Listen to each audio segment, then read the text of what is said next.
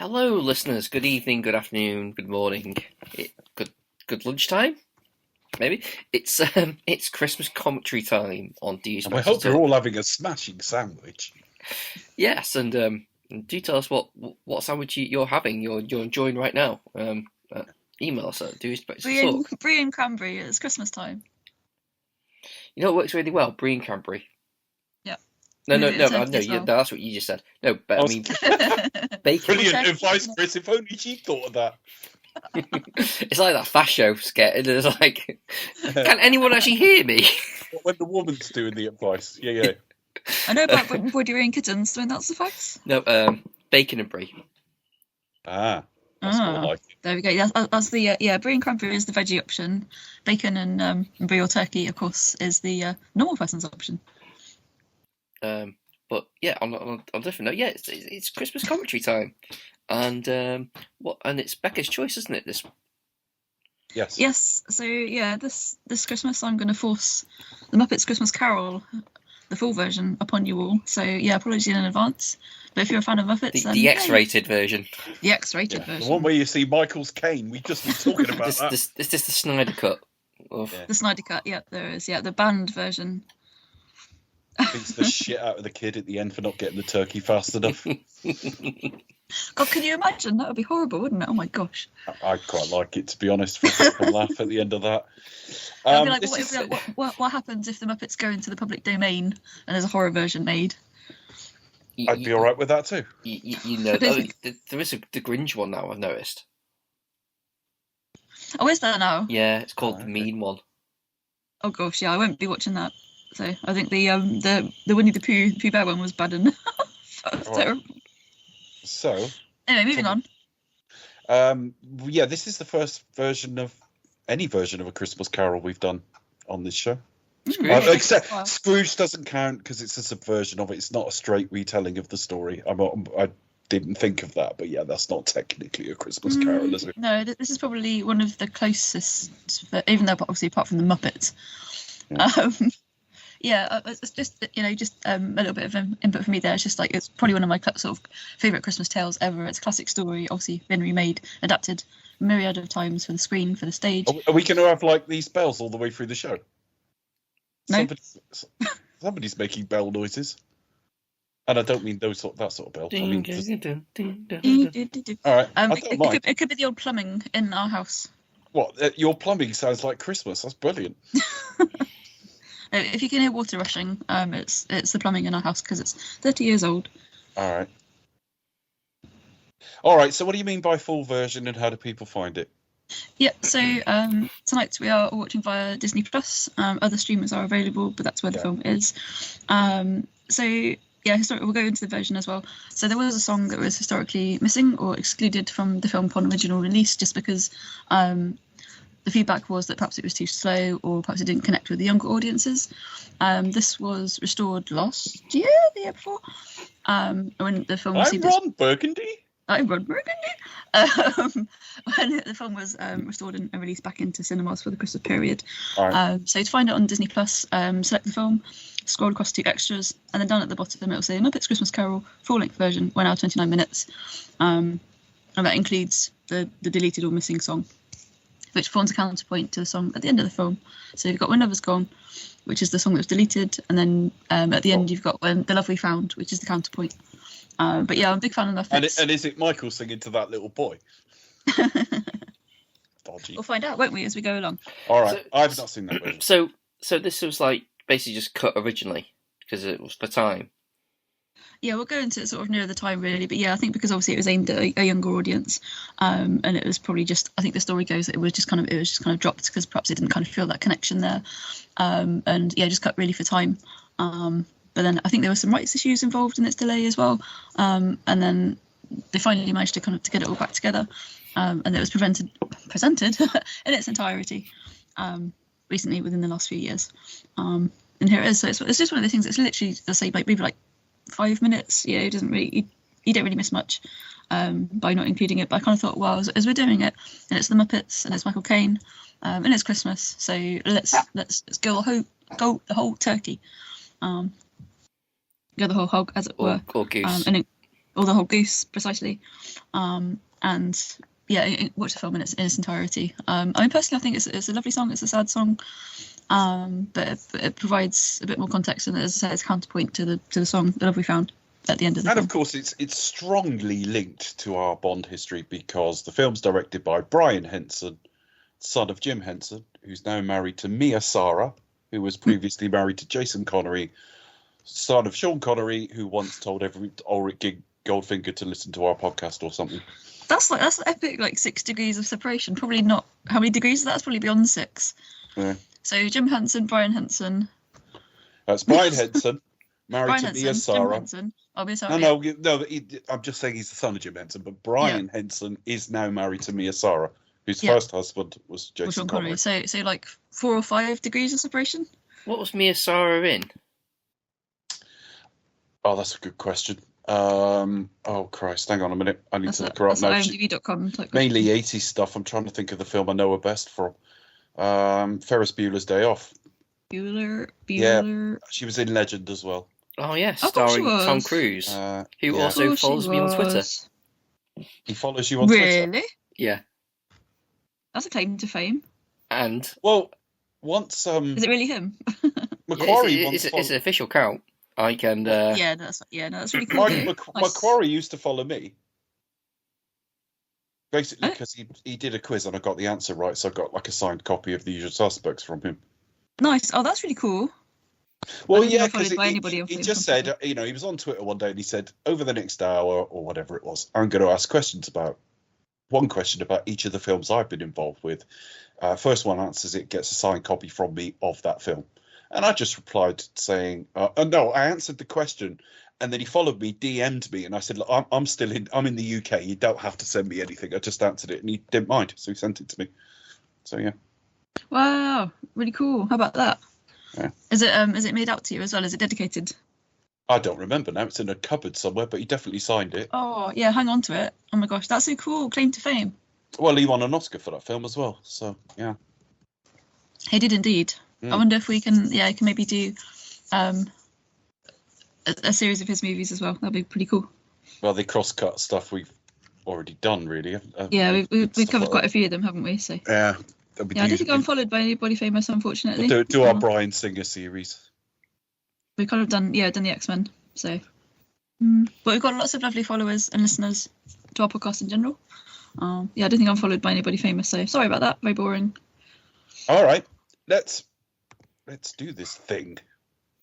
Right, so it's only an hour and a half. So I've already sort of hit the film, and then it's paused on like 0 seconds. Yeah, I will do the same. So this is the cut of the film. If you're looking, it should be the same in all territories because it's Disney Plus. It's 1 hour, 28 minutes and 59 seconds. And do you want to count us in, Chris? Yeah. So I will, on the count of on 3, I'll say. All right. So you ready? Yeah. 1, 2, and 3. 3. Oh, better turn it down. Yeah, I was going to say I did mute it first. Carry on. You do you. Yes, let's turn the volume down. You do you. We've already done, Rebecca. Not me, I to add. Yes. Mrs. Danvers will have words about that.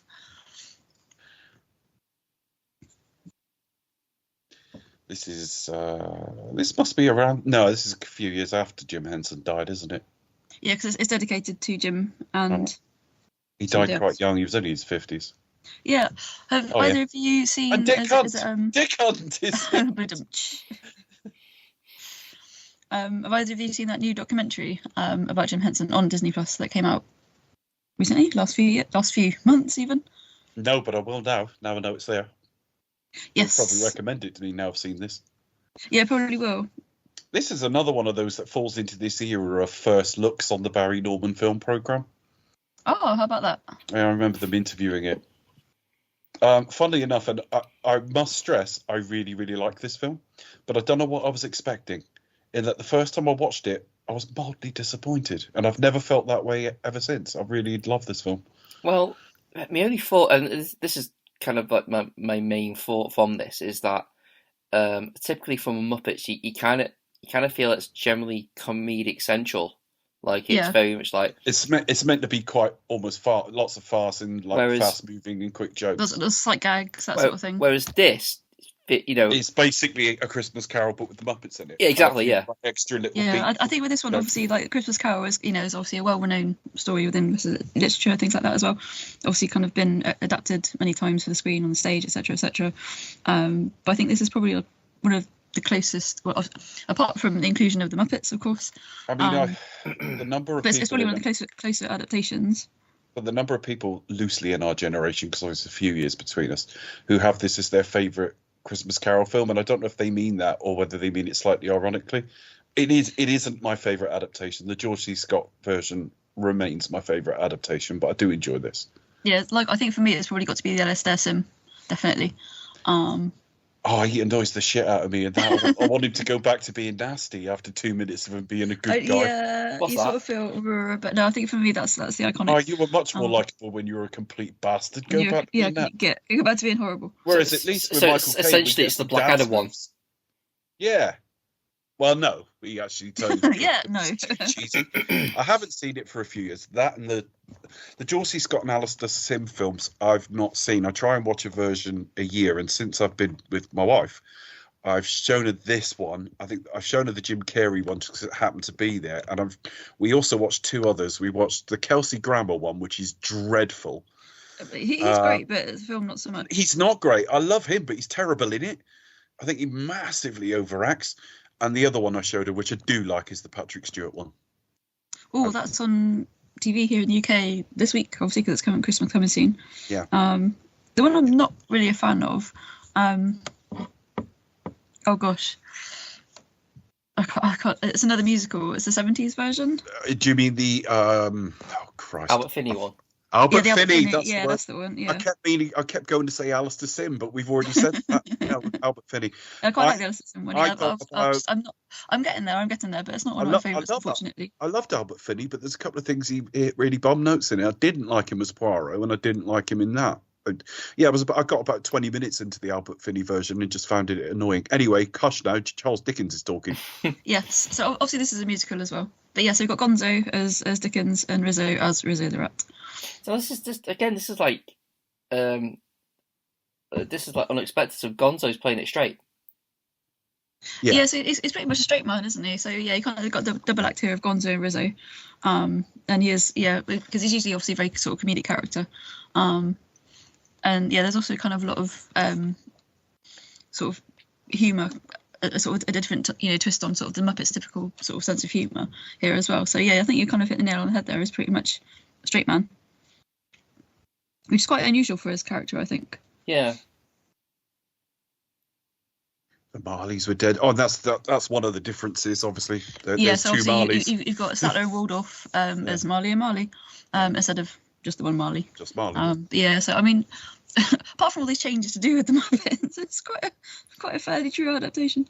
Well, I was going to ask. So, as someone who's not read Dickens classic, it's really short. I will read it this year because I've got the complete I've got the complete Charles Dickens on Kindle quite recently for £1 or £2. Yeah, sometimes they do classics and things like that for free, don't they? From time to time. Sorry, what's your question about it? Is this all compared to say the other main, the other big ones?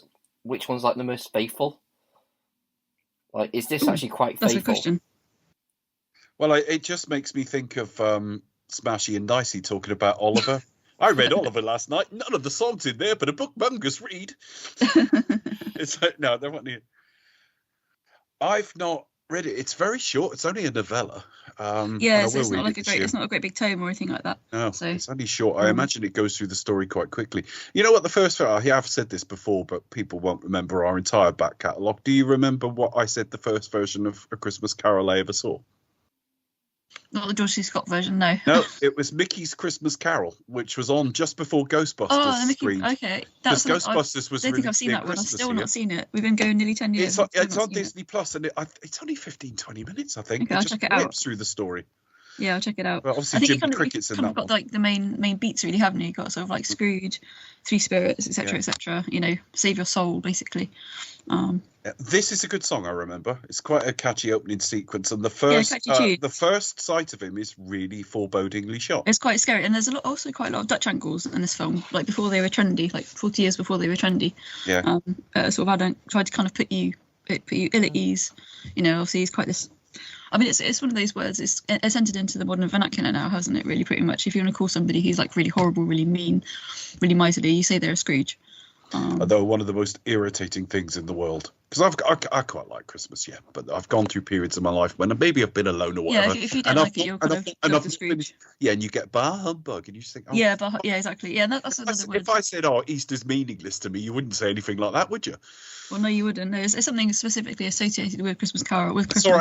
It's all right when you either have children or you're with someone. When you're on your own, I mean, I didn't bother decorating. It's difficult, isn't it? It's hard. No, it's not a sob story or anything. It just kind of passed me by. It was just a couple of days of things being closed and be getting really bored. But yeah, this is quite a nice set as well. It is quite clearly a soundstage. You can tell that, but it's very nice. It is definitely. Yeah, there are parts where it's like, that is obviously a soundstage. We've not had the big reveal of Michael Caine yet. Yes. Well, we sort of saw his face at the start, but it was a little bit in shadow. He does kind of really well. I think there's only him and maybe a handful of other human actors, and also the rest of the Muppets. And I think he does quite well considering he's acting against foam. Obviously, it's quite. Yeah. Scrooge is getting worse. Yeah. I mean, no wonder like Scrooge is a bit narky. It's like everyone's like singing like songs about how mean he is. Oh yes, it's like he's probably thinking, just fuck off. Just bugger off, everybody. I'm running an actual respectable business here. And you're apart from people being an arsehole to the people that works for him, he's not really bothering anyone else, is he? Yeah. No, that's what I suppose. Yeah, he's just. Chris, he's just you realise we're defending Ebenezer Scrooge. We're going about his business. All right. You find out about his difficult upbringing. Is he a victim? Always the sort of classic movie villains. Are they just victims, really? Scrooge is really a villain, though. Like, no, he's not. He's misguided. No, yeah, he's not. I wouldn't say he's like classic historical villain. Well, for sure. So the real case is it's really more about yourself. Literally, this is it. Exactly. It's like that's which is kind of like, well, yeah, it's just which is why he's not he redeems himself everyone. at the end. He's sort of visited by three spirits, and then he sort of has a change of heart and thought, right, okay. And we know from his story he's passed up a solid lifetime of womanizing. So well, this is it. And he probably doesn't spend it. He's never warm because he has everything cold. I mean, he's his own victim, really. He really is. He's kind of, victim of his own circumstance. So. I'm back, Mr. Baldrick. Yeah, it's a bit like that. This is a fist. Kind of. That was that. I think that was in Blackadder, the Cavalier years, the comic release special. The run at the. Oh no, sorry, you're thinking about the present of a fist. No, in that other special they did for comic relief, they sort of flash back to something, and he couldn't be bothered to hit Baldrick, so he instructed him to run very hard, very fast. Yeah. I love like sometimes, some of the comic relief stuff can be better than the actual stuff themselves. No, I think comic relief is piss poor. I think. What? Sorry? I think comic relief stuff is piss poor. I think. No, well, they've had a couple of funny sketches. Recently hasn't been great, but I know just as a Whovian as well, like some of the Doctor Who, like is probably I think from the 90s. Quite a famous sketch that has got quite a lot of them in. So it's got like John and Lumley, it's got Richard E. Grant, for example, all these different iterations, and it's quite well known, quite famous. And I think Jonathan Pryce is the master. Yeah, John Pryce pops up. So a couple of Bond links there as well. And there's another one famously.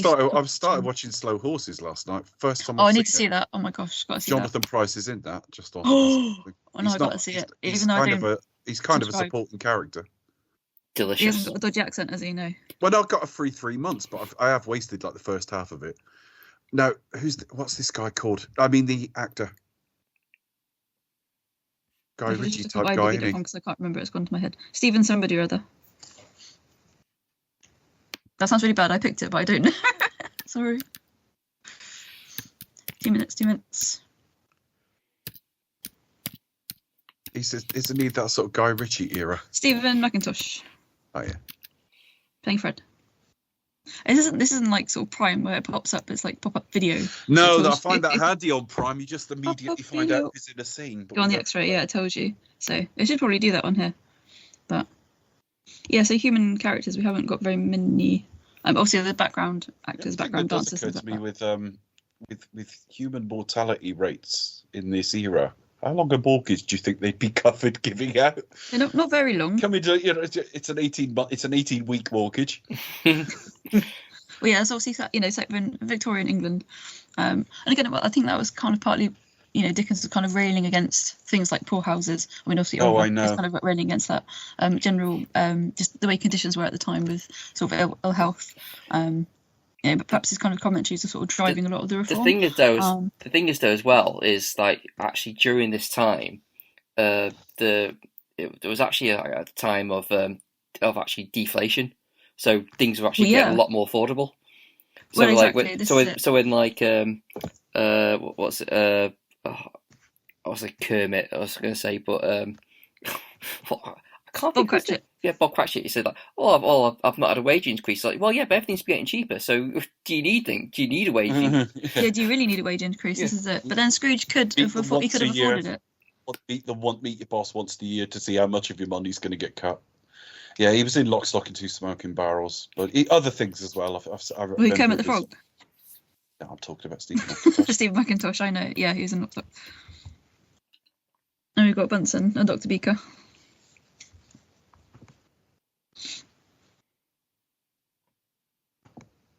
Yeah, I'm kind of with Scrooge on here. No one likes a door-to-door salesman. No, and not only that, there's absolutely no way he'd hire this many people to work for him either. That would suggest he's quite, generous, really. He's got quite a big payroll there, hasn't he? Really. Yeah. I don't know if we're going at different speeds here because Beaker and Thing have just walked in. Oh, we'd like to speak to you about a donation. Oh yeah, I think we are at different speeds. I'm on 1 hour 15. No, not 1 minute 15. I doubt you're on 1 hour 15. I'm not 1 hour 15. I'm 1 minute 15. No, I'm on 12:20 something. Yeah, I'm in 15 minutes, so I'll pause it. Did you just go miles ahead? No. No, you must have hit play, Ellie. I'm on 13:50, 53. Oh God, we're all in the future. I'll pause it and let me know. I'm on about 13 something. When you get up to 15, tell me to unpause. Right, he's just said he's giving them nothing. I wish to be left alone. That's where I am. Okay. When you get up to 15, let me know. All right. I'll press play. It's not as easy to see on the actual PC, but there you go. You should be able to click the mouse somewhere and it'll tell you. Yeah, all that did was pause it. That's not helpful. But yeah, it might tell you at the bottom. So. No, if I hover over it, but it's not absolutely perfect. Yeah. What about 13.5 minutes?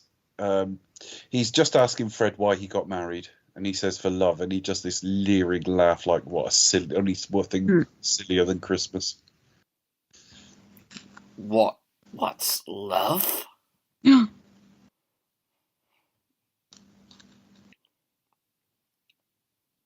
Yeah. Just let me know when he's kicked him out. Yeah, okay. We're all watching on the same platform. We must have hit play at subtly different times. Yeah, I think we did. I've just gone past the line, then you better die and decrease the surface population. I don't know how you've got that far ahead, honestly. You must have hit it at miles too early, because even PAL speed up doesn't add that much. No, and we're all on the same platform. My taxis go to the prisons. Problem, this happens all the time with like commentaries anyway, isn't it? Let me know, I've paused it, let me know when you get to the point where he throws Beaker and Bunsen out, and I shall press play. Oh dear. Oh. Door open. This is the door. You may use it. Oh, brilliant, yeah. I'm at that point now. When he slams it on him, I'll tell you. Brilliant, okay, yep. Hopefully, I shouldn't be too far ahead now. Door slammed. There you go. And you got the rabbit. Oh, and now he's ripping up the wreath. And throwing it. Oh, yeah, the rabbit. Through the slow back. That's quite nice puppetry if you look at it. I don't know if that's an angle thing and there's a hand coming through the back of the floor or something. Well, there probably will be an element of that, won't there? So. Oh, well, yeah, but they build raised stages and things like that so they get people underneath. I get all that. Yeah, do the under control. So. Yeah. thing I don't get is like, if Ebenezer Scrooge is renowned as a bit of a miserable git, why do people insist in going and asking for money? Yeah, leave him alone. Why do they always ask him? If you had someone like that in your community, you'd be talking about them under your breath, wouldn't you? That would be. You wouldn't especially go. You wouldn't be. Let's see if they want to come and party. No. The other thing is, we'll see if it actually gives money this time round. This time we might be able to get some money out of him. I don't know. The other thing is, if he's that tight, does he bother getting clean clothes and washing himself? He might stink. Yeah, you don't know the extent of it, do you? Just think, Yeah, that's probably why he tells the boy to get the biggest turkey he can find. The smell of overpowered meat. That's disgusting. Oh dear. Entire day. Why open the office tomorrow? It's quite a funny sequence. I think this is where they do the Carmen Miranda sequence.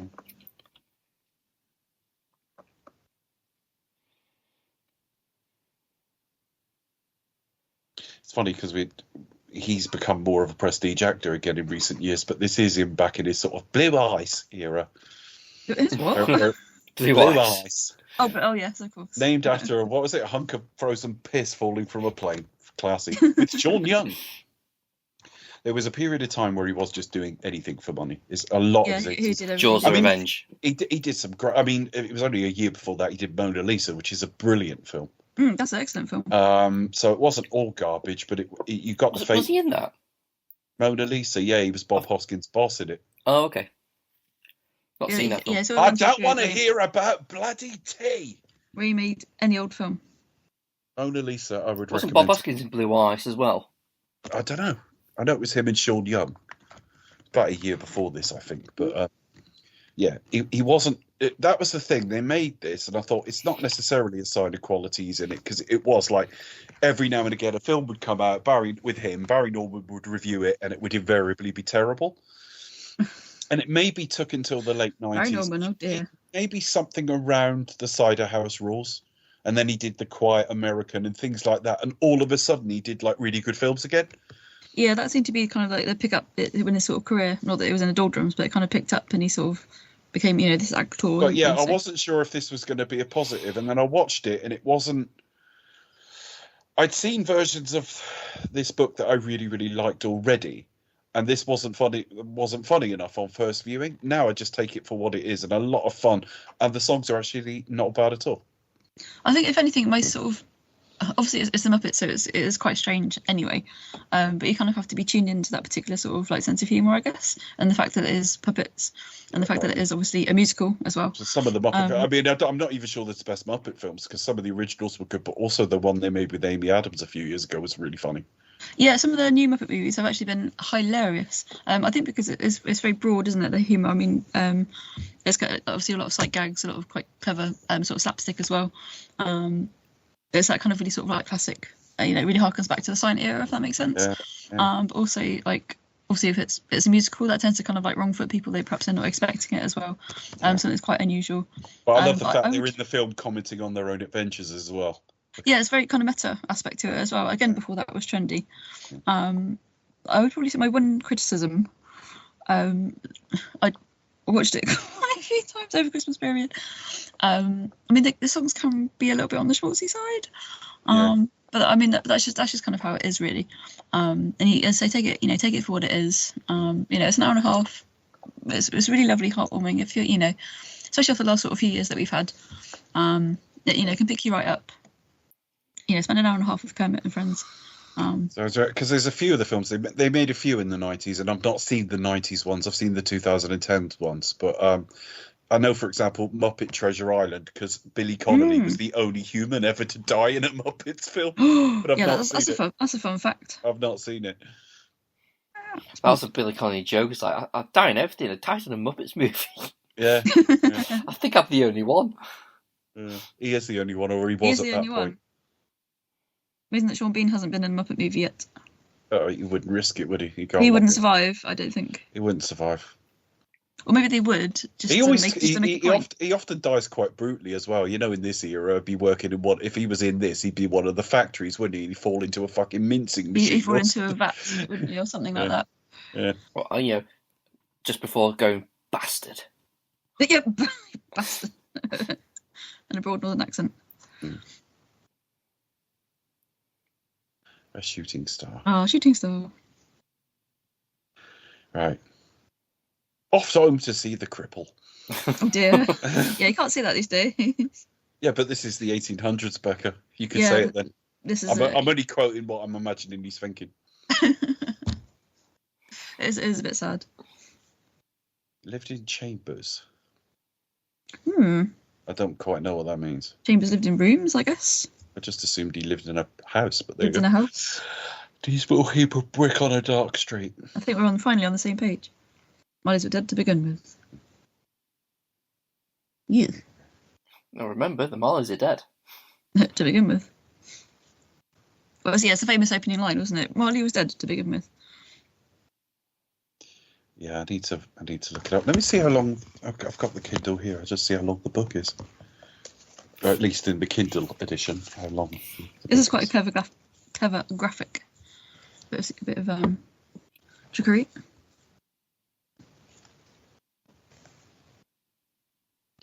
Yeah, I saw that in the Mickey's Christmas Carol. Bob Cratchit appears like that. It's really cool. No, yeah, it's quite interesting. So according to Wikipedia, yep. David Hemmings, Ron Moody, oh my god, can you imagine that? And David Warner, and also George Carlin were considered to play Scrooge.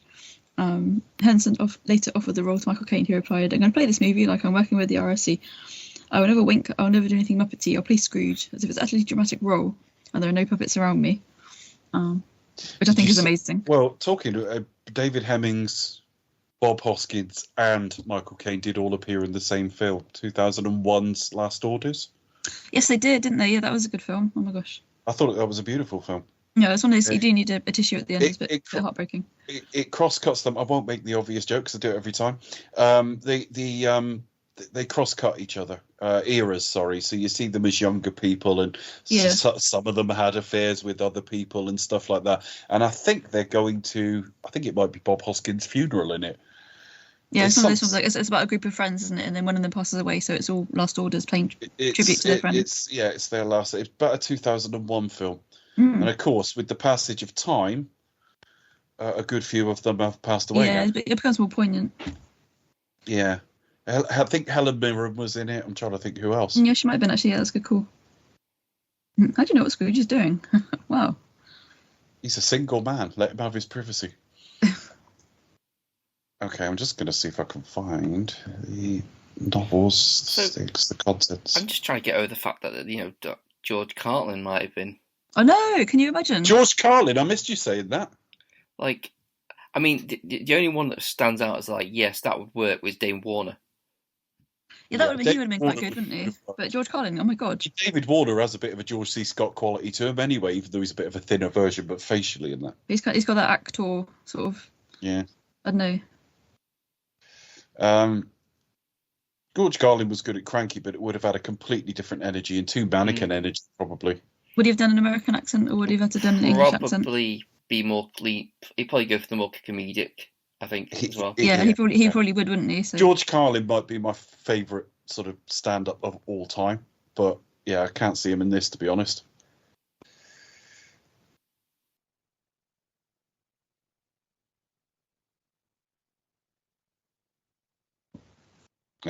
It's got page or location. Let me see if I can change that to page. I'm just trying to see how, in my head, Christmas Carol's only like 80 pages or something like that. I could be wrong though. Took into a lovely bit of Stilton. Okay, that's another line from the book, cheese gives you nightmares, though, doesn't it? This is it. Blob of mustard. Blob mustard. This is it. More gravy of grave. Yeah. I think that's a line from the novel as well. So there are sort of little flashes there, really.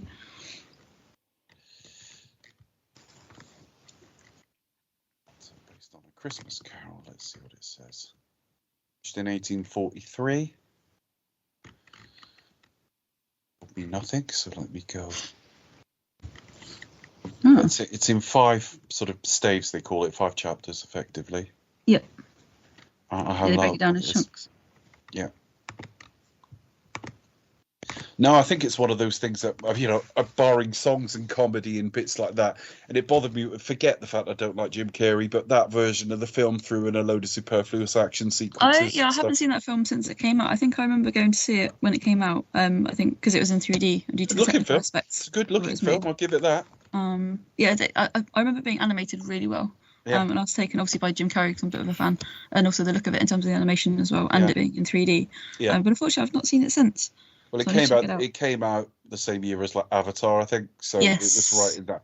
It's about 100 pages. A Christmas Carol. Took me far too long to find that, but there you go. A big chunk. So now we've got Statler and Waldorf as Marley and Marley. That's probably the worst song in the film. I recall, Marley. Yeah, literally, it's like they run out. It's too repetitive. They run out of lyrics. They couldn't think of things for them to say. Yeah. So they kind of too much. But I mean, they're really effective. If you look, then there's like hecklers on the show, aren't they? If you finish with this and it's not too late, Becca, go find a Mickey's Christmas Carol. It will be on Disney Plus. It will be. I will check that out. First one I saw. And I remembered it being before Ghostbusters, and then thought, Ghostbusters is a summer film, though, and of course it wasn't released here in the summer. No, this is it. Is it a Christmas film? Technically, it's a Christmas film. No, it's not. Because I think it was early December. I think it was something like December the 7th or something. Maybe we'll do Ghostbusters one day. I don't know. It's a very strange thing, release dates, because random films like Die Hard, for example, and Gremlins weren't released around Christmas time. Even though it's set at Christmas, which is very strange to be sat in the summer and watching. Oh, in the summer, you mean? Yeah, okay. Oh, yeah, and seeing something like that. I'm talking about like in the States, like things like Scream was released at Christmas, like on Christmas Day. Yeah. But does that make it a Christmas film? Well, no. But I'm being facetious. I think you're right. That's quite interesting, isn't it? Especially. Sometimes like the release dates, certainly the field has got narrower and narrower, hasn't it? Because it used to be there's sometimes still quite a bit of a gap. But I've never got that tiny joke, because obviously in the book it's normally Jacob Marley visiting him. Oh yes, and now it's Jacob and Robert. Yeah, Bob Marley is visiting. See, there we are. There we are. How about that? Yeah, a bit of extra level, next level reference thrown in there. Yeah. It's not like a reggae version. What's Jacob's last name? Cracker? Jacob Cracker and Bob Marley. Well, because cracker is slang. Yeah, slang for like a white person, isn't it? So, and they are ghosts after all. So, yeah. Yes, other brands of cracker are available. The Muppet Show was massive when it was on there originally, because it just got every big star you could think of on it. It really did. Roger Moore. Stallone did it. Stallone I didn't realise until recently that it was made over here. I always thought it was kind of made in the States, but no, it was made over here in the UK. What, Pinewood or something? I think it was, I want to say like Elstree? Elstree, if there isn't a difference, because Indiana Jones was made at Elstree, but typically speaking, if you go back 3 or 4 decades, I think Elstree had a bit more of a bent towards television and Pinewood films, so that you can do both at either. Oh, well, see, at that point, you go, well, I'm fucked anyway, aren't I? If you're covered in them and it was years ago, I might as well be a complete prick. Well, obviously, some versions of it were made in the States, but I think during its heyday. Yeah. No, I'm talking like it's 70s to 76 to 81 run. Yeah. Because if you remember when we did Rocky 3, the bit where you see Rocky on the Muppet Show is actually Sylvester Stallone's real appearance. They just redubbed it. Yes, that was it, definitely. Yeah. Oh, okay, yeah. The Muppet Show was produced by ITC Entertainment and Henson Associates, with programmes produced and recorded at ATV Elstree Studios in Borehamwood. This series was premiered in the UK in September and ended in May 1981. Sorry, September 76 and ended May 81. Thank you. All right. I do remember its first airing, not well, but I do remember the Muppet Show. That was it. Yeah. Yeah, Lew Grade, who's famous for bankrolling many of Jerry Anderson's shows throughout the 60s. And father of Michael Grade, who cancelled Doctor Who. Yeah, he cancelled. Yes, he killed Doctor Who. Yeah. Dear, oh dear. I didn't have any issue with that's a story. That's a story for another time. The 80s version just looks like children's TV, and no matter how much money they throw at it, the new version does as well. No, there was that charity, wasn't it? Save Doctor Who. You know, it's obviously got Colin Baker on board and all the rest of it as well. I met Colin Baker a couple of years ago. Oh, did you? Oh yeah, he does a lot of Comic Cons now, doesn't he? Yeah, I went to the one in Plymouth and he was there. No, he's really cool. So I don't think cool is the word I would have used. But not enough that I could bad mouth him, but I could see an element of. I'm not sure how much I'd like you if I talked to you for a while. No, I think it just depends on kind of how how you catch them on the day as well.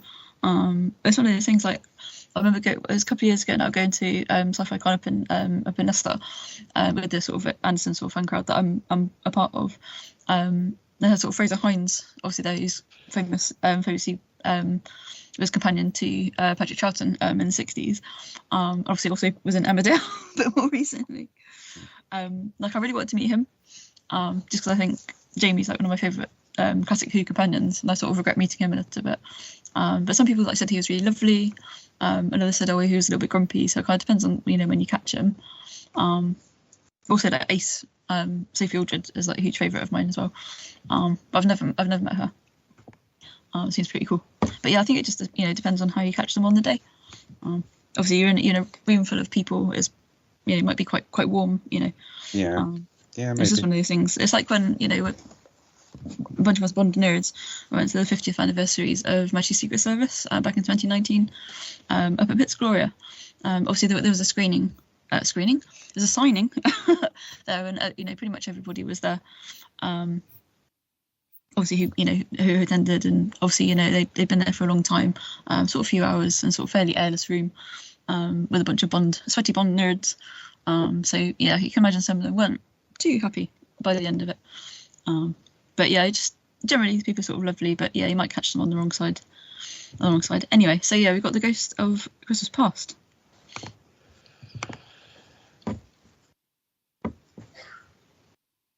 And is this accurate in the book, like more of a fairy type? Certainly is in the George C. Scott version, so I would think that must be pretty. Yeah, I think it just kind of depends really, sort of each adaptation, especially with the Muppets as well. Obviously, there's with this one there's a fair degree of creative license taken, as with all adaptations really. But I think the fact that you kind of spirits can be quite a broad thing. But I think it generally kind of, in terms of the actual bare bones of the story, it's probably one of the more sort of like faithful. They tend to be faithful, yeah, and I think partly because it's really simple. There's not that much to it. No, it's quite a straightforward story. They've really only got what you see. Even though I need to read it properly, but I've seen so many versions of the story. It's quite clearly the same sort of thing. You're going to be hitting the same sort of beats, aren't you? Essentially. Yeah, absolutely. Obviously, this is aimed at the younger market as well, so you kind of got to hit them a bit quicker in a simpler fashion. I'm looking at adaptations here to find the George C. Scott version, although strangely enough, it's not listed in movie productions because it was a TV film. So I've gone straight from Scrooge in 1970 to Scrooge in 1988, although that's not quite true because between those two, you have 1975's The Passions of Carol, starring Mary Stewart as Carol Scrooge and Mark Stevens as Marley, a pornographic adaptation. I was going to say, I've not heard of that one. It's Scrooge, spelled Screw. It's like screw almost. Okay. Spelling jokes don't really work with verbal no, on the audio versions. They say every movie has its porn adaptation, don't they? So. Yeah. God, the one of Debbie Does Dallas must be filthy. I'm imagine all looking the porn versions of the Bond movies. Oh my god. Roger would have just done them if he could have been able to. Hang on a minute. Ghost of Christmas Past was Angela Pleasance in the 19... Oh, any relation? She looks like him. Yeah. She's the daughter of Donald Pleasance. Oh, okay. Look her up, Becca. I know, sorry, it's not for a long time. And no, if you look up the 1984 Christmas Carol, right? The George C. Scott version. And then you find who played the Ghost of Christmas Past and click on her name, and it's Donald's face on a woman. Okay. Bit better looking than that, but you can totally see it's. Oh, yeah, especially around the eyes. Yeah, you can see that for sure. Yeah. I mean, she obviously looks like doesn't. not a direct copy, but yeah, she does bear more than a passing resemblance. Well, obviously they're related, so yeah. Yeah, I haven't seen that version in forever, so I'll check that out. So Mickey's Christmas Carol was 1983, but I think we saw it the following year. Yeah, I'll check that out for sure, definitely. Hang on a minute. There's been so many versions. I remember Kate Winslet releasing a song in supporting a 2001 version that was animated. I've not seen that. Yeah. There was a sort of another version on Netflix last year. There's almost too many. Was that Patrick Stewart in the animated version? Which one? The one with Kate Winslet. I'll have a look. Yeah, I think he might have done voice version. Let's have a look. I'm actually looking for who plays the.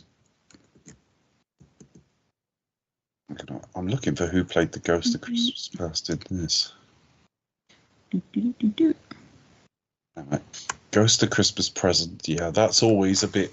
Yeah, Edward Woodward was in the other version. Pro. Yeah.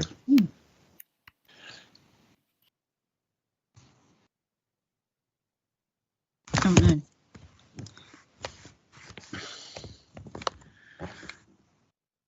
You haven't shot ahead yet. We haven't got to the Ghost of Christmas Past yet, Becca, so I don't know what's happening with your version. Are you watching it on double speed or something? No, I skipped ahead slightly. Why? I'm back to where we are, just by accident. But I'm back to where we are now.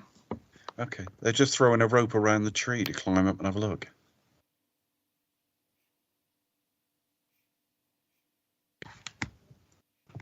No, it was Simon Callow. It was. Oh, that was it. I'd never seen that version, but I just remember her releasing a song about it. Nicolas Cage did a voice in it. Really? But yeah, Jacob Marley. Ah. What, come on and be weird for 5 minutes? Yeah, see how that works. Christmas Carol. Let me just look at the different versions. Here we go. Let's see what else. Because as I say, there was a version last year, and of course sometimes they're called Scrooge and things like that. There's going to be a variation of it, isn't it? So, yeah. So you search Christmas Carol, you don't get all of them. Kate Winslet, Simon Callow, Nicholas Cage, Jane Horrocks, Reese Ifan, Michael Gambon. What's it called? Just get the Christmas Carol, the movie. Oh, it's adding the movie to it. Yeah, adding the movie. In case you thought you were going to walk into the cinema and they just put the book on the wall. The animation looks kind of really like straight to DVD. Yeah, I remember. Yeah. I think I saw a trailer and just thought this looks like absolute shit. But it's very much kind of that area. So I haven't seen this for a long time, but I'm mainly familiar with Murakami's work because he it doesn't a production company made Ninja Turtle series in the late 80s, early 90s. Oh, well, that which I loved. Yeah, all right. Absolutely loved. Oh my God. Jane Horrocks, Reese Evans, Michael Gambon. I mean, it's quite well cast. I'll give it that. Quite good voice cast. I don't know what the release and reception. What does it say? Budget 6 million, box office 260,000. That was a fucking bomb. That was. Dear. There was a version on Netflix last year, and I'm just trying to. Yeah, there's so many different versions, aren't there? Like, and also I think there was a version. Was it last year or the year before? Let me just type in 2022. Scrooge: A Christmas Carol. That's got that weird blocky sort of animation style that you get in stuff like the Clone Wars. There's got to be somewhere. There's got to be a listed adaptations. Based on Scrooge by Leslie Bricusse. So it's based on the 70s musical, and that's Luke Evans, Olivia Colman, Jessie Buckley. Oh wow. Jonathan Pryce, Johnny Flynn, James Cosmos, and that was 2 years ago actually. Okay. That's on Scrooge. That's on Scrooge. It's on Netflix. I was reading the words. Spirited. That was it. 38%. That's got most of them have got terrible reviews. Most of these adaptations have. Oh, Colin Baker. Scrooge and Marley. They're taking this is dragging on, isn't it? They're still halfway up the bloody rope. What's going on here? Hurry up and get visited. Have you not had the first Ghost yet? No, I could. Well, yeah, not even Jimmy Cricket. Yeah, but I suppose I could have read the book faster than this. Yeah, what's going on? I think you've got some problems. All right, he's just opened his eye. The bell's about to toll 1. I think I am quite miles ahead, but I don't quite know why. Yeah, I'm like, yeah, well into the first Ghost here. Yeah, same. Am I watching it on some reduced version? Let me have a look. I can't be, surely. There could be some issues. Dave's watching the He's watching the extended cut. Extended version. Yeah, Fozzie Yeah, Bear's I'm showing up. It is not showing as like half speed or anything like that. You're on the super slow version. No, I'm. It's weird. I'm on the Christmas party now. The ghostess with the mostess has just appeared to him. Gosh, yeah, I'm on the Christmas party now. I'm well ahead. I don't know what to do now, because if anyone watches along and I'm the only one at the right speed, do you know what I mean? I'm not even doing anything. How is this even happening? He's just talking to him, and he's like, "All right." What do we do? I don't know whether to go ahead. Well, I mean, just. Why does this always happen to us? I mean, the countdown seems to be going at the right speed. 31, 56, 29 left, 28, 27, 26, 25. It's moving at a reasonable speed, and I am 32 minutes something in.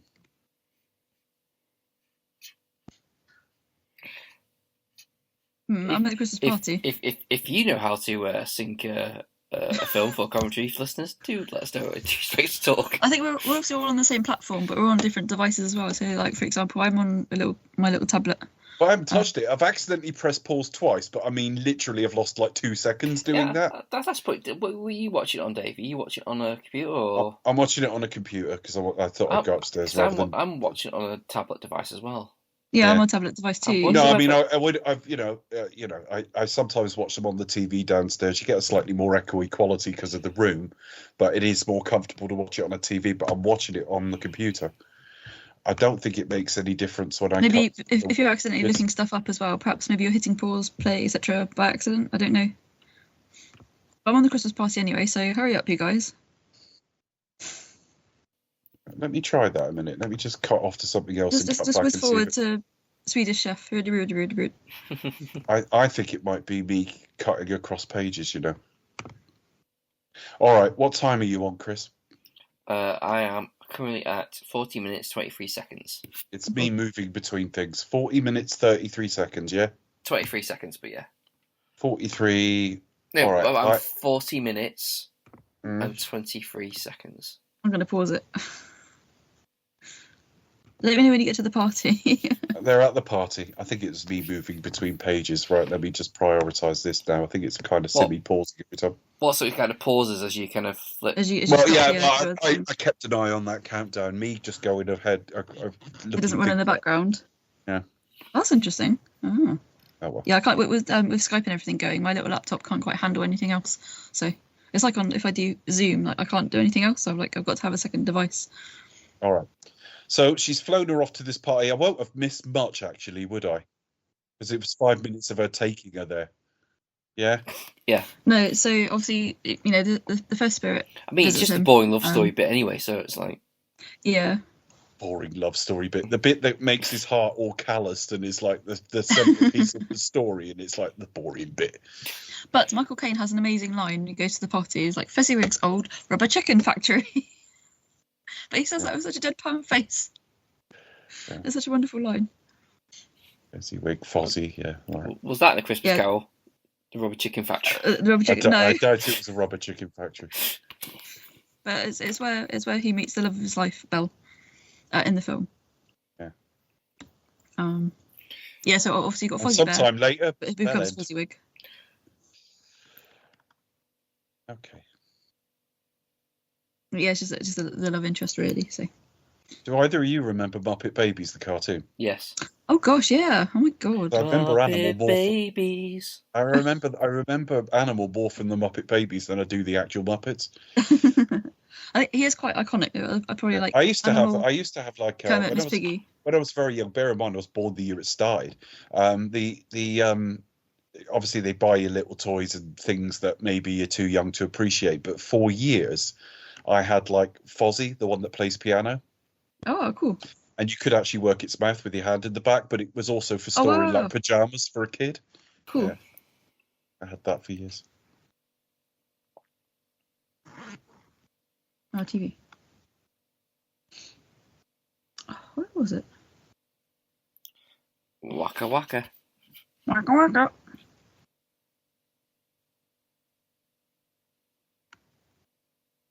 See, I nearly didn't recognise them two when I made up to be a bit younger. Okay. No, they look a bit different, don't they? Who? The Marley characters. The what? Is that? Names? It's of course it is Statler and Waldorf. It's Statler and Waldorf, isn't it? Oh. Yeah. I did tell you. I think I recognise her. Yeah, what's she been in? I don't know. Might be. I've just seen this film many times. I don't know. I shall look it up because I can't remember. Oh, here we go. No, that wasn't all bad. No, it was all bad. It was all bad. At the moment, they're saying, "Do you remember this meeting?" But again, I don't think I've put it in the right place exactly. Yes, do you remember this meeting? I remember. There was, of course, another Christmas Eve with this young woman. I found it really sad. I think the Patrick Stewart one is one of the best for that. You know, when he's at... I don't think we've done him at school here, have we? I think they've cut over that, haven't they? Or did I miss that? Oh, you probably missed it. Okay, but yeah, in the Patrick Stewart version, the school he's left at Christmas, and that is miserable and dark and cold. Yeah, that's what I think. It's kind of because he's there, kind of. He doesn't kind of really go home. No, he doesn't. So no, he doesn't. After the party scene, you've got the missing song, which is "The Love Is Gone."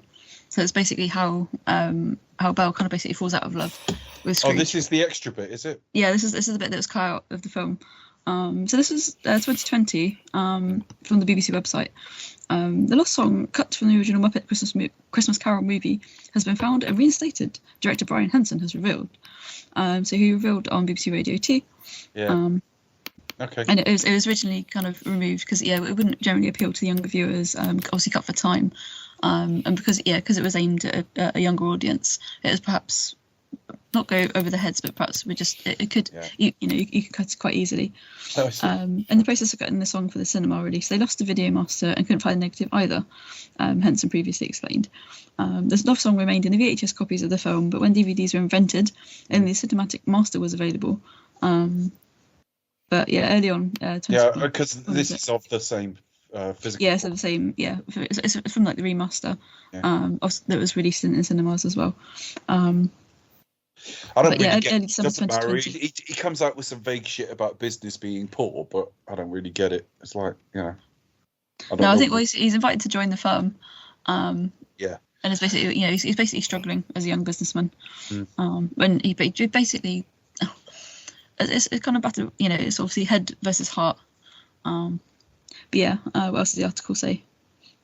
Oh yes, 2 weeks ago, this is like early December 2020, Henson received a call telling him the film was now being remastered in 4K and asked him to check the new version. At that stage, however, he wasn't told that a lost piece of film had been found. Let's have a look. When Love Is Gone is sung by Scrooge, played by Michael Caine, was taken back to Christmas past and seen his younger self with fiancée Belle, played by Meredith Brown. Well, no, she's singing it.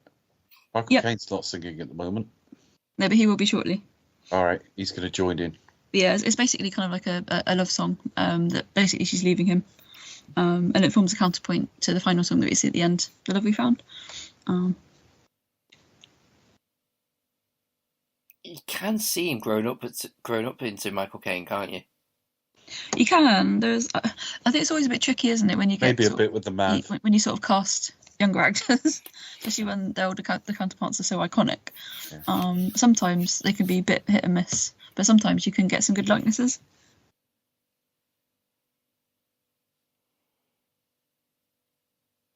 Oh, this is quite interesting. Disney declined the BBC's request for comment. Why, it's just too controversial. I was reading that BBC article from 4 years ago.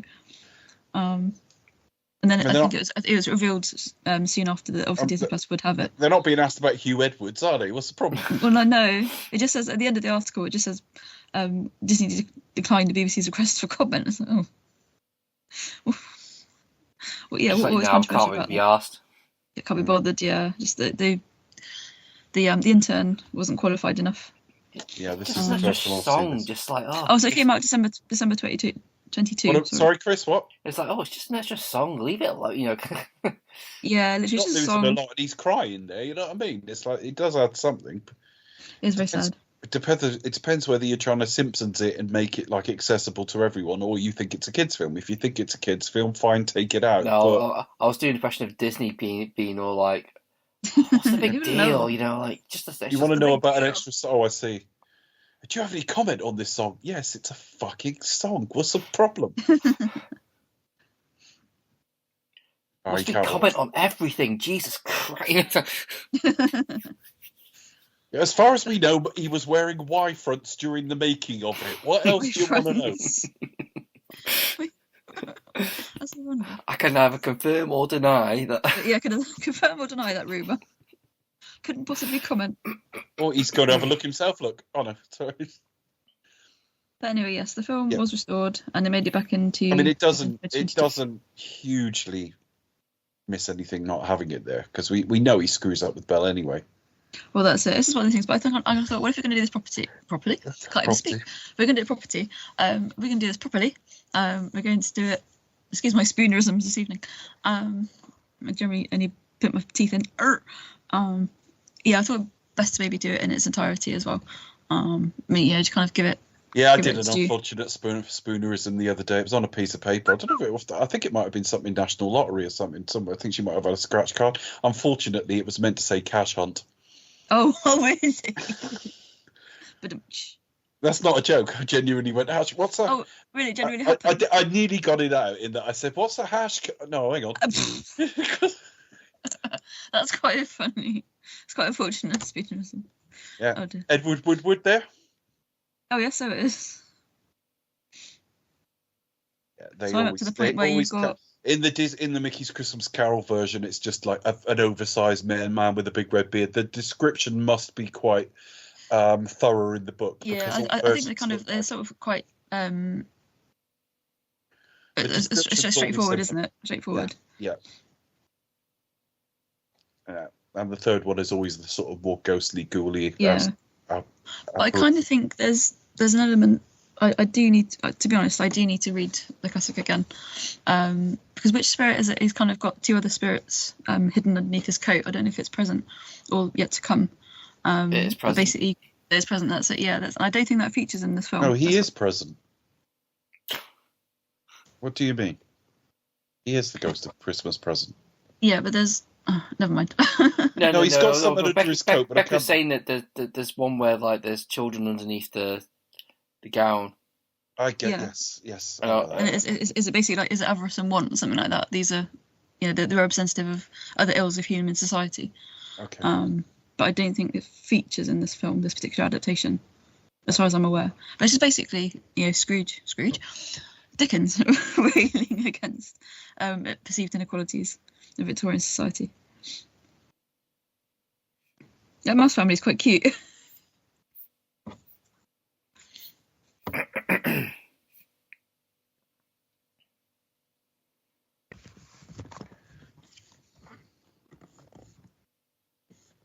Oh, it was restored for the film's 30th anniversary. How about that? So that would have been 23 too. So yeah, there we go. So all these years kind of blur into one. It's meant to be Christmas present, but that's the following morning. So technically, it's Dear Christmas. Disney, I wish to complain. Dear Points of View. Dear Barry Took, I know you're dead, but you're the only name I can remember. Dear Barry Took. So, Dear Dale Winton. No, who did present Points of View? Oh, dear Anne Robinson. Is it still going, Points of View? Is it still a thing? Does anyone bother writing to the BBC about the BBC anymore? Points of View is still probably all done on Twitter now, isn't it? They probably can't read the notes they get now. Dear Points of View, who knew Hugh Edwards was a fucking nonce? Who knew he was an idiot? Apparently, it's still going as of 2022, presented by Tina Dahealy. Oh yeah, Tina Dahealy, brilliant. I knew Jeremy Vine presented it, but that was 2018, so that was a long time ago.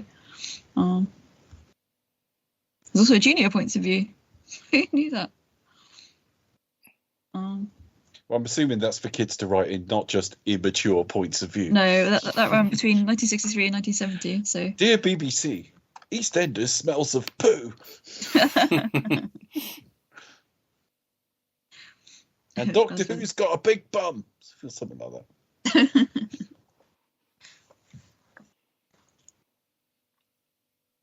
But I'm actually quite looking forward to Doctor Who, especially since they've been on Disney as well. Obviously, you can tell they've got bigger budgets. Yeah, but it still looks like children's BBC. What is it to that show that it's immune to a budget? You can throw as much money as you like Have you at seen it. the new ones, Dave? Have you seen them? I've seen bits and pieces. I can't. The thing, I should love Doctor Who. I should, because the concept is amazing, and I'm fascinated by regenerations. And every time I think, I'll watch a few of these. I'm sorry, it's utter shite. It does have that reputation, doesn't it? Oh no, hang on. He's busted out some dance moves. That's like the Trump wanking two men off at the same time dance, isn't it? Oh gosh. I think I'm way ahead of you guys. So. Well, you can't be. I haven't moved. It feels like Christmas. He's just been dancing. It's I've got to be within a few seconds of you because I've not come off this page at all. No, I'm a little bit ahead. But yeah, I think that's probably my favourite song in the whole film. What one? It is. This one. It feels like Christmas. Yeah, it's a right earworm. All right. I can't remember what it sounds like, to be honest. It's always a good. Obviously, it's a musical. We've all got the sound down. Well, all the songs clued me in. It might be, Well, this is it. When you said it was a musical, I was like, "You've studied this in some depth. I can tell." Is it obvious? It's a musical. Did you not know? Yeah. Like Wicked's a musical. Did you know about that? No. I actually always found this in all the previous versions of the film. It's actually this scene that normally none of it makes me cry, but this is the one bit that this gets me more than him losing his loves and that. Yeah, they're all having a great time, and some of them want to make fun of him, and some of them just want him there and say, like, he's miserable. This isn't any good for him. No, it is. It just tug at heartstrings a little bit. Yeah. And you can't beat a tug.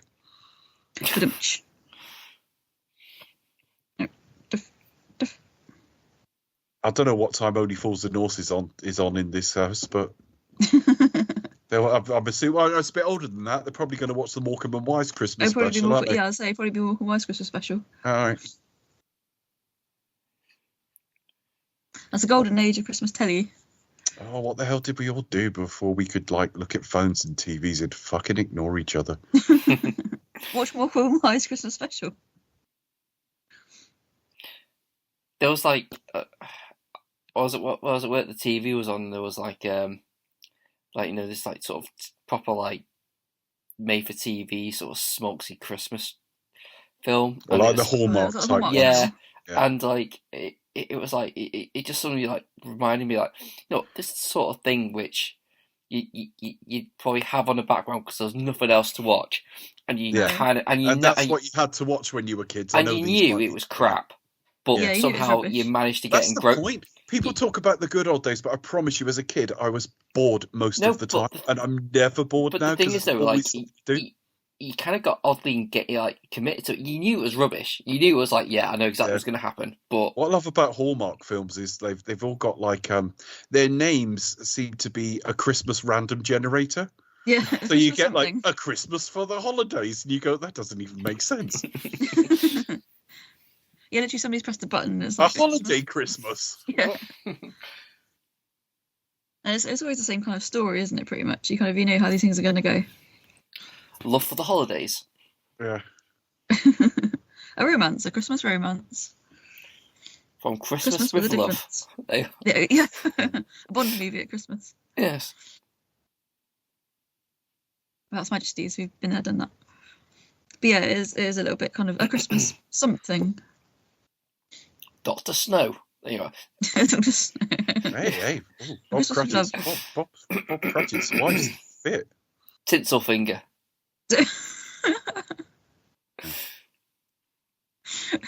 That's really funny. That made me laugh. Yeah, what other Christmas fun titles? Ball, there you are. That would be the bad guy, wouldn't it? Thunderball.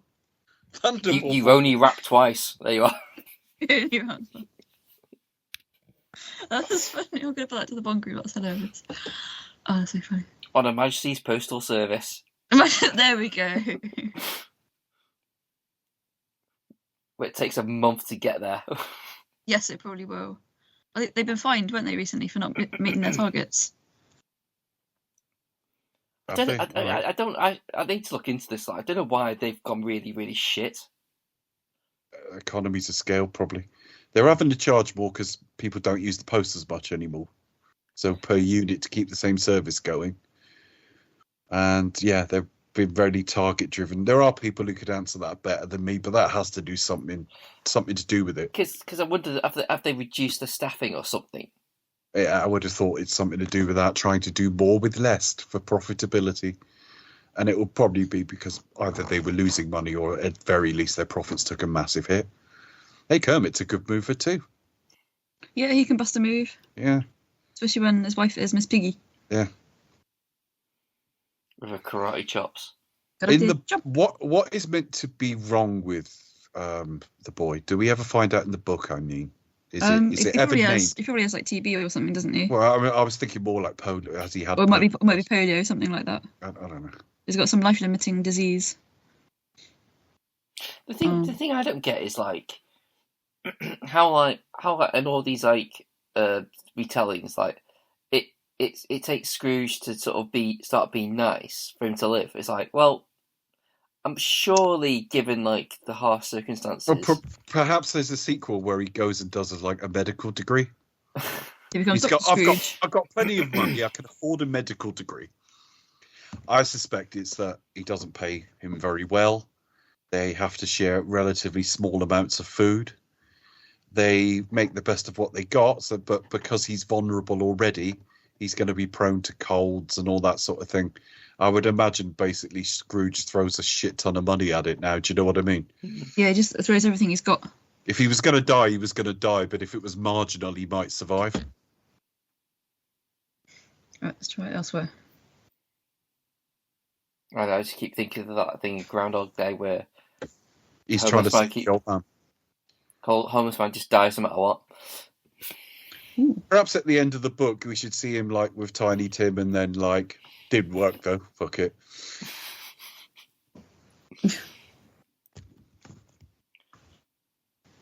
Yeah, that could be the sequel. Tiny Tim dies, and it just breaks them all over again. Yeah.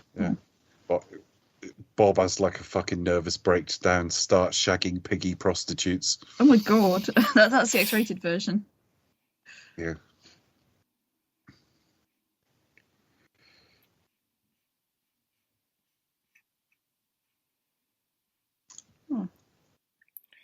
I mean, they have been busy. They've not. Well, is it 4 kids there? I don't know what it is. I need to read that book. I will do. So I can't believe how long Dickens' books are, though. I mean, this one isn't, but some of his books are just unbelievably long. And I keep meaning to read them because I picked them up so cheap. I wonder what the longest one is. What's the shortest and what's the longest in Dickens? I have a feeling it might be Bleak House, but I wouldn't swear to it. Yeah. Shortest Dickens novel. Hard Times. Hard Times is the longest, is it? Right? Oh, according to AI, Hard No, Times I'll believe is the it. No, I shortest believe it. novel. Which one? What's the longest one? Hard Times is the shortest. All right.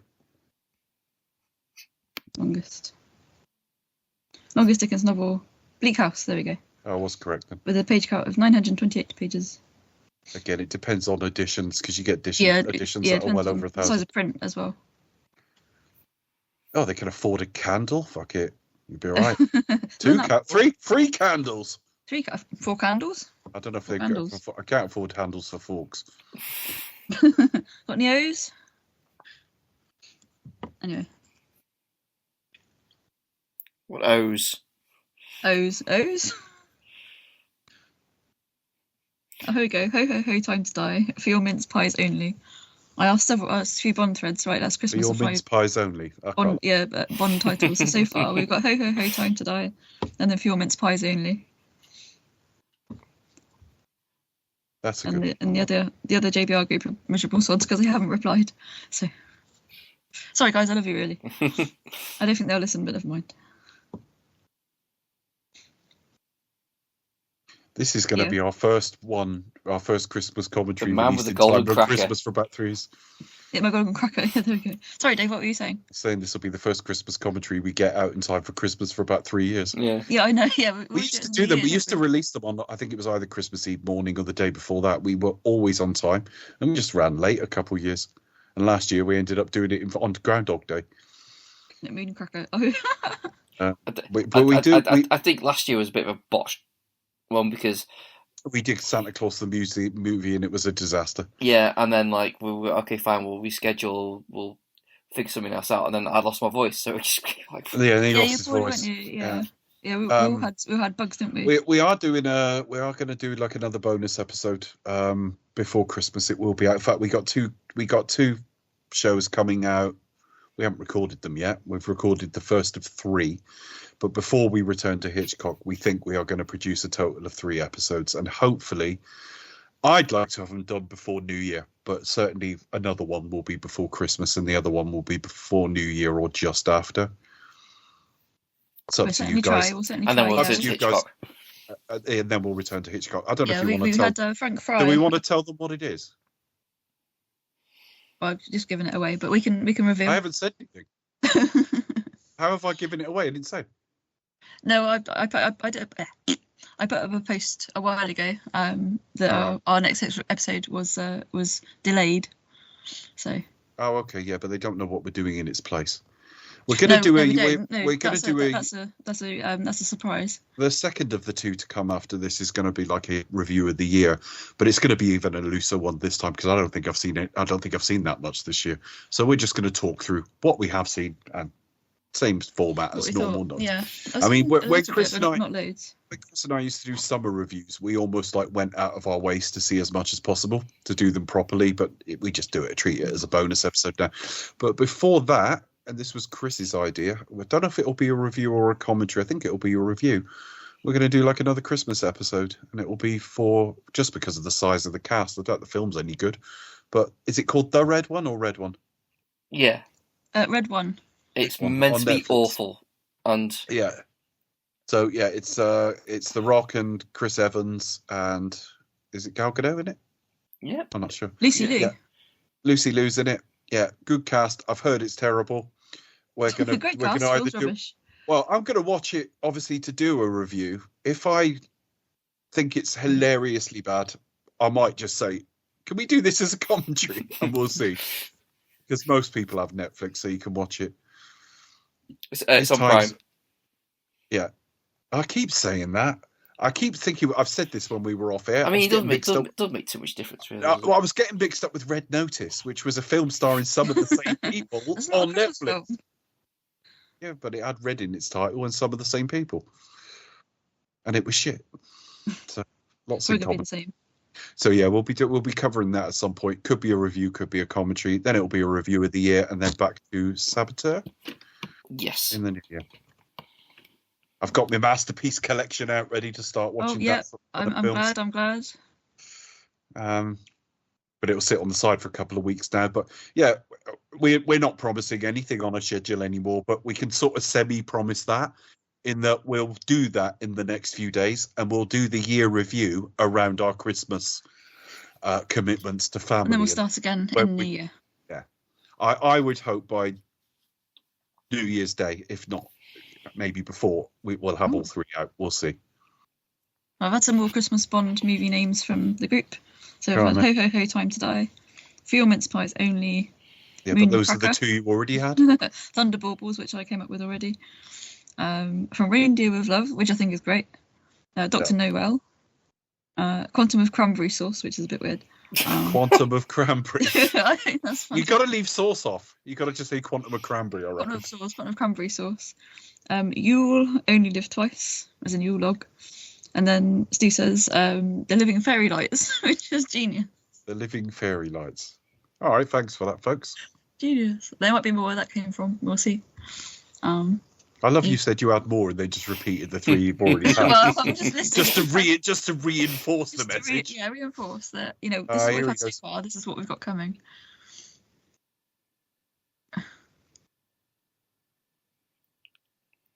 Christmas yet to come. I've got to think of one for each Bond film. That's what's bugging me now.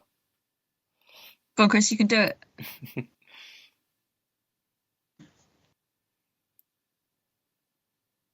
Quantum of Cranberry Sauce, that's brilliant.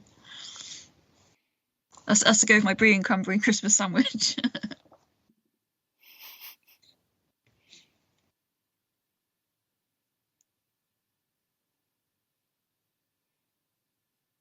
It's one of those things that'll annoy you Because you will start trying to. What'll happen is, Chris, you'll wake up at 3 a.m. and think, "Is it appropriate to say I've got one for Live and Let Die now to them, or will I wake them up?"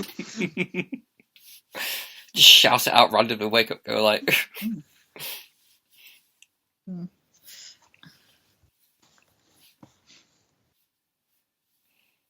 Yeah, speaking of Live and Let Die, recently released was a new documentary called From Roger Moore with Love. Tell us about actually, when's that screening? So yeah, that'll be shown on BBC Two at 9:00 on Christmas Day. So check it out. I would love a reminder if you could send me one at the day. I will do that. You'll definitely watch it, and I'm really bad at looking at TV schedules. Although the chances are I will look at the TV schedules around Christmas. It'll be on iPlayer for a long time. So. It probably clashes with the final Gavin and Stacey. It used to be a thing getting the Radio Times, isn't it? You go like, a lot of people still do that, but I'm like, I don't really do that so often. I associate that sort of thing with more like my grandparents. It tells you how shit things were. You get the Christmas Radio Times, you go, oh, amazing! They're showing Back to the Future 2. That's only 4 years old. Well, back then it was a novelty, wasn't it? There was a 4-year gap. But sometimes it's like it'll show a film. Oh, I've been wanting to see that. I've not, you don't necessarily, especially when you're a kid. You don't like. Obviously, some of the specials are all right. I don't watch a lot. Sometimes I put on Christmas TV on Christmas Day itself to get some of that feeling, if you like. That's all right. Just to kind of have it on in the background. Yeah, but I will be watching Wallace and Gromit. That's like my Christmas. I need a reminder for that as well. The guy does a really good version of the voice as well. Because obviously, Peter he does, Sallis isn't he good? Away. It's like Peter Sallis never died. Yeah. Is it another short? Is it a half hour or is it a TV film? It'll probably be just another short one, I can imagine. Let's have a look. I thought they were doing another cinema release. That's all. It might have had may have like a brief cinema release. I don't know. I don't even know what it is. She's funny with that type of animation. I started trying to show her Pirates once. Yeah, I don't like this type of animation. It's like, oh, please, God, it's great. If I just get her to watch the long trousers, I think we'd be all right. Yeah, seriously, any of those kind of ones. I'll say something that's going to be really controversial and probably upset everyone. When I was 10. So quite short. I don't think anything like that's controversial, Chris. If you're about to say you didn't really get on with the Wallace and Gromit, that's fine. I think they're hugely overrated, hugely. Yeah, no, fair enough. Well, I might go with overrated actually, because you get talked about like they're epoch making, and it's like no, they were very decent animations. That's it. I think because it came out of a very small studio from Bristol here in the UK. I'll tell you what, very unlikely, wasn't it? When he went to look up Nick Park collecting his Oscar, I was embarrassed to be British that night. It's a little bit cringe, really, to be honest. Such a bellend. A little bit cringe. Now, I've heard, I've got no confirmation of this, but I've heard that he's actually a bit of a twat. Oh, really? Right. I don't know why I don't know where I can't remember where I've heard this. He looked one when he picked up his Oscar, but he looked the worst kind. He looked the worst kind of like nerdy Brit. It was awful. Yeah, the representation not great. But I think it's just the fact that it's come out of a kind of small studio, sort of quite modest really, and just gone on to become this huge phenomenon, basically, sort of almost byword. There is a certain charm of it as well, because when you watch Curse of the Were-Rabbit on the big screen, you can see like fingerprints and stuff like that. And, especially in HD as well, unfortunately. It's really cool. It's Curse of HD. No, it's kind of a cool thing, and they were funny, But you got Lorne Balfe doing the score, so they've achieved. Although I think I didn't like A Grand Day Out at all. Grand Day Out's not very good. I think that was the first one, wasn't it? Yeah, the Curse, the Wrong Trousers and the Curse of the Wrong Trousers is genius. And the sorry, what was the last one? What was the third one? With Shaun the Sheep. Oh, Shaun the Sheep. Shaun the Sheep. Okay.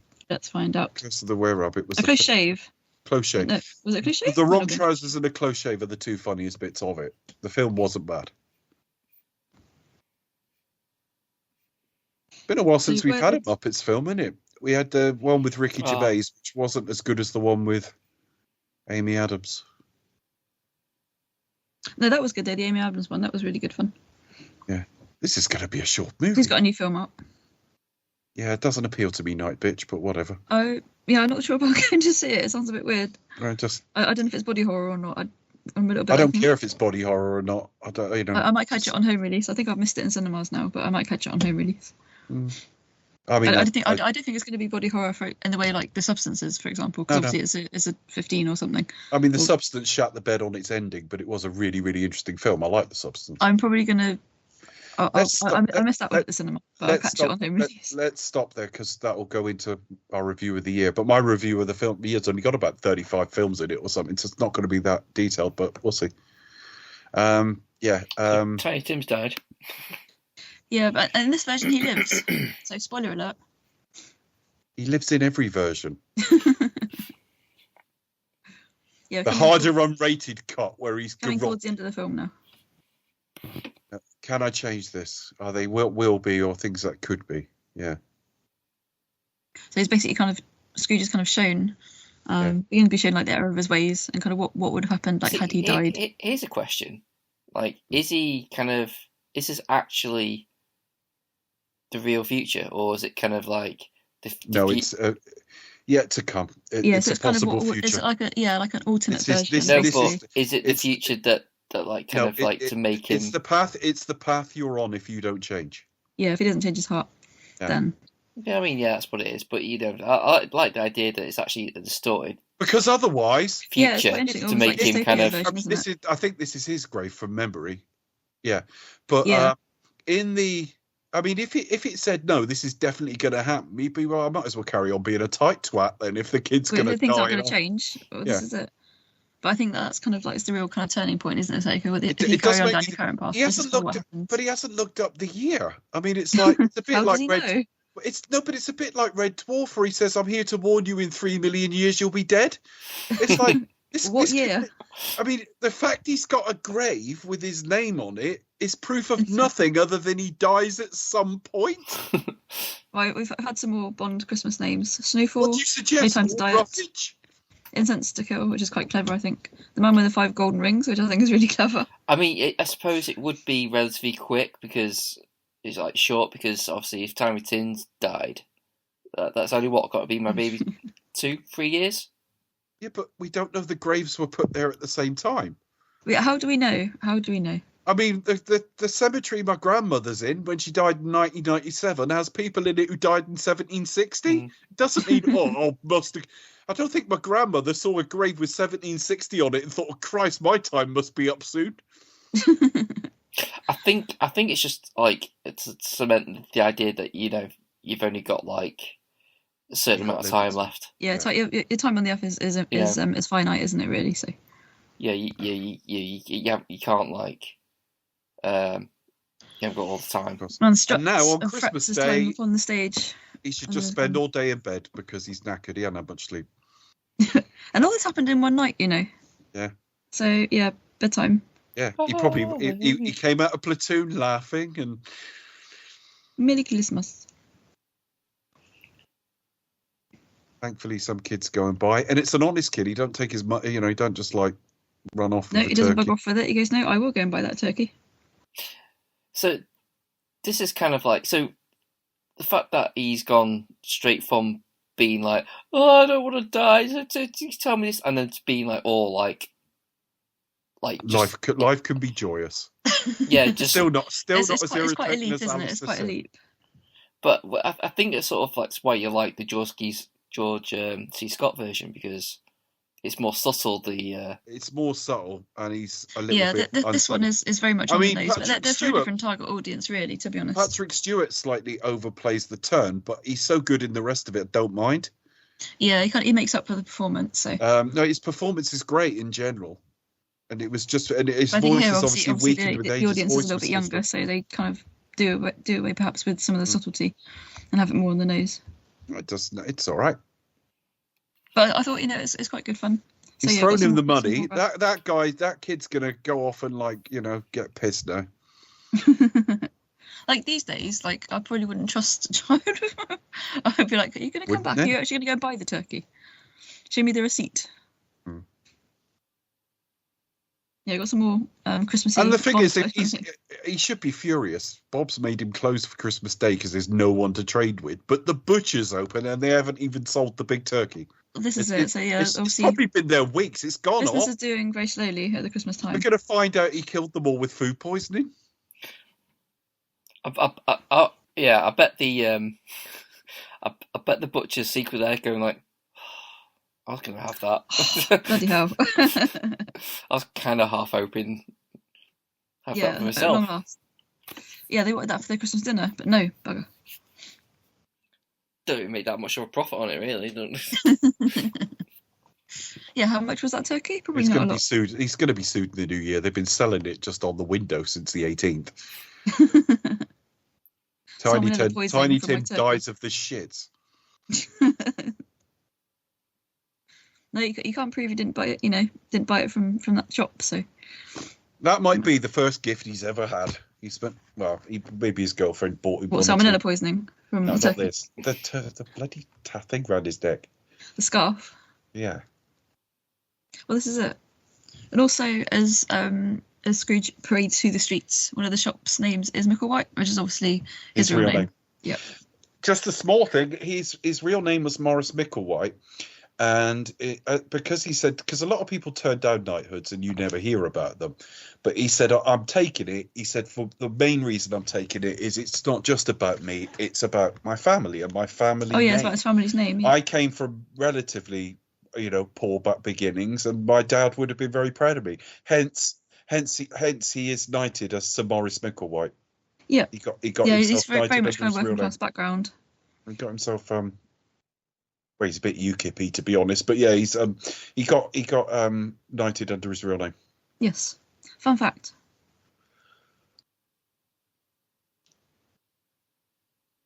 Yes, good job. You've got a few fun facts, Dave, because unfortunately I don't about this film. That's all right. It's not really about this film, but yeah. The main fun fact is really about the missing song, but never mind. I've had some more Bond names for Christmas. There we go. Boxing Day Never Dies. Mince Pie Who Loved Me. Diamonds Are Forever, Not Just for Christmas. Thunder Missile. On Her Majesty's Mistletoe Service. On Her Majesty's Secret Santa. That's really cool. Yeah, I like that. Yeah, that's got a good one. Yeah, that's a good one. Yeah, I like that a lot. Well, we know what George gave all the angels of death. The clap. Yeah. Snowman Forever, A View to a Manger, Snowfall, No Time to Diet, Incense to Kill. Live in Mince Pie. There you are. Yeah, No Time to Pie, yeah. All the pies. The Mince Pie Who Loved Me. Yeah, no, Live in Mince Pie. There you are. Yeah, there we go. You can probably work all pie into the titles, so there we go. The Man with the Golden Tinsel. Man with the Golden Tinsel, yeah, there we go. I feel like I recognise that woman there as well, the one who's married to Fred. Any idea who she is? Mrs. Fred. The shop's called Statler and Waldorf as well. Okay. Yeah, I don't actually know the name of the actress, unfortunately.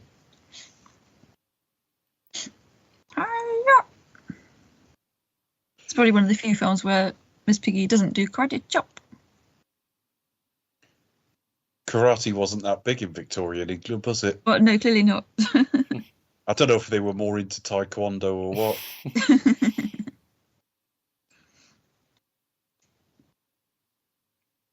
He doesn't even look that pleased, does he?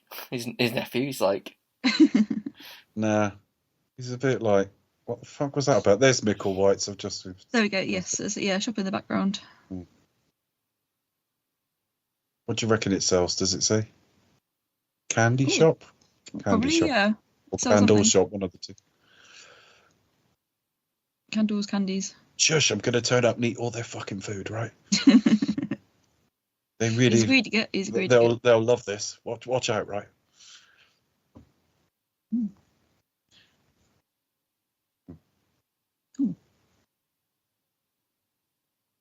I'm going to pretend I'm still a prick. Yeah, that's quite that's a slight, sort of pretends he's still at Idiot. It's like, I'm going to raise your salary. And it's like, I'm going to raise you right after grad. What? He's great at that face. He plays it sort of similar. Yeah, Mona Lisa. Bob Hoskins' character at the start of the film's just come out of prison, and he's looking for some work, and he goes to him, and Mortwell, I think he's called, and he puts him to chauffeur Kathy Tyson, who's like a high class prostitute. So that's Kathy Tyson, who used to be married to Craig Charles, and there's what's he called? Oh, Trigger's daughter's in it as well. Kate. Oh, I didn't know that.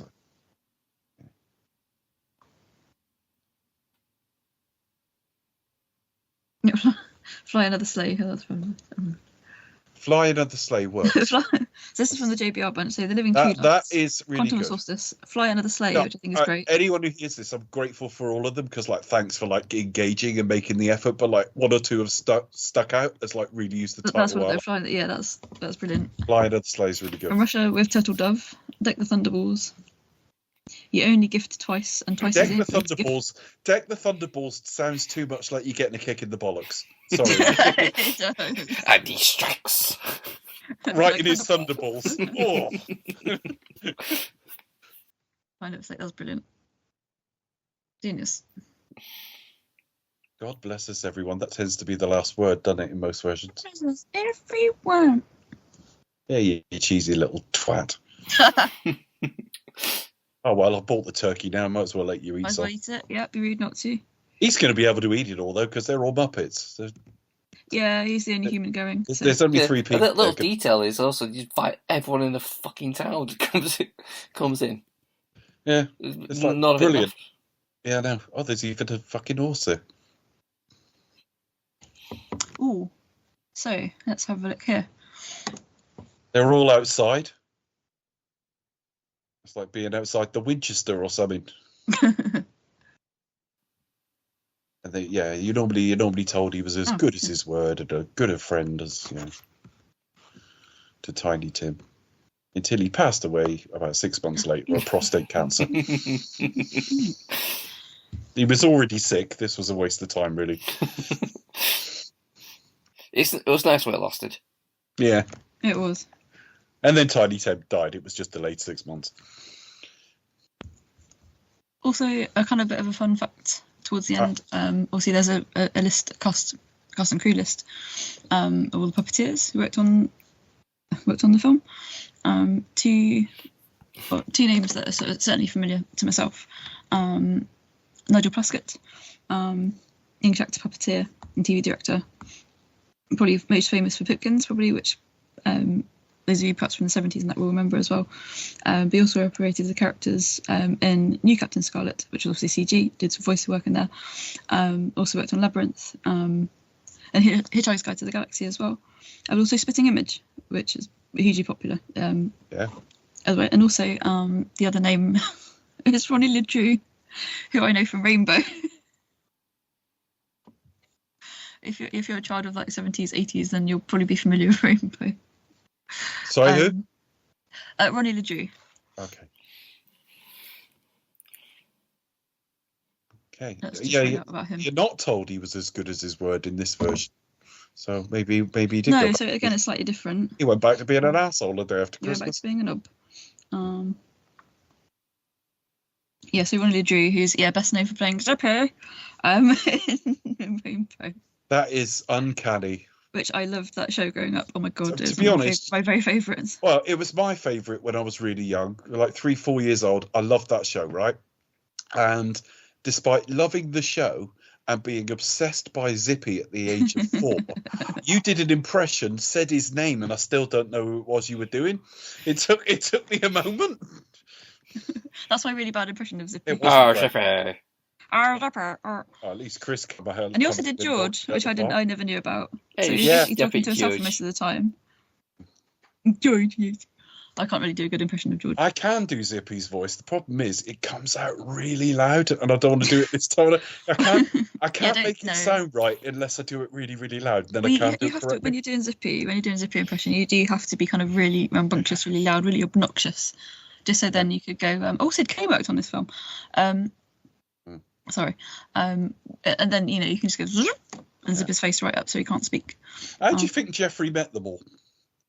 Yeah, where did that happen? How did Bungle come about? And how That's did what I he would like move to know. them all in as his living lovers? And then where did Rod, Jane, and Freddie figure? Well, one thing about Rod, Jane, and Freddie is she was married to one of them and is now married to another one of them because there was different combinations over the years. Rod, Jane, and Freddie. Yes, there were definitely. I thought she was fit when I was about 4, even though I didn't know what fit was. I just thought she was pretty. I just think I enjoyed their performances really when I was quite young. Yeah. So. I've got another one. Anyway. Casino Noel. Casino Noel, yeah, that's really clever. Yeah, we like that one. What else? Littlefinger. Snowfall. What else have we got? Snowfall, Skyfall. yeah. Skyfall. Yeah, I worked out what film it was a derivative of, Chris. Thanks. I hate that. There was a film that sounded a bit like that. It was called Skyfall, not Skyfall. La la la la. License to Slay. Slaying of the Day, no. Yeah. Dying of the Slay. No, that sounds too much like a slasher film. You can't call it that. That's an E17 song, isn't it? That's, yeah, I was going to say. They turned an E17 song into a slasher movie. Slaying of the Day. Skywalker. So is that the end of Muppets Christmas Carol? We're nearly at the bottom. So just while this is timing out its last 40 seconds or so, we're really happy you're going to have this before Christmas Day, folks. I hope you have a wonderful Christmas. Future tense, not past tense. Oh, that was good 2 months ago. I hope you enjoy it. Yeah, past, future, and present. And if we completely destroy our health with eating and drinking over Christmas, thanks for the years you did give us. Merry Christmas, folks. Happy Christmas, Merry Christmas, everyone. And to all a good night.